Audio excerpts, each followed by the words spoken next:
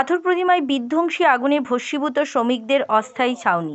নিমেষে পুড়ে ছাই হয়ে যায় অস্থায়ী ছাউনি। দক্ষিণ ২৪ পরগনা জেলার পাথর প্রতিমা ব্লকের ব্রেনিয়াক হেরিটেজ স্কুল সরিষা মহিলা বিশ্ববিদ্যালয়ের বিপরীতে কুমারপুর এলাকার জলের ট্যাঙ্ক তৈরি করার পাশাপাশি জলের পাইপ বসানোর জন্য মুর্শিদাবাদ থেকে ৩৫ জন শ্রমিক এলাকায় প্রায় ২ মাস যাবৎ বসবাস করছেন। রিসর্ট বালুচর পাতিবুনিয়া নামখানা। হঠাৎ সকালে দাউ দাউ করে শ্রমিকদের অস্থায়ী ছাউনিটি পুড়তে দেখে এলাকার মানুষজন আতঙ্কগ্রস্ত হয়ে পড়েন। এলাকার মানুষজন সহ শ্রমিকরা আগুন নেভার কাজে হাত লাগালে ও রক্ষা করার সময় হয়নি অস্থায়ী ছাউনিটি।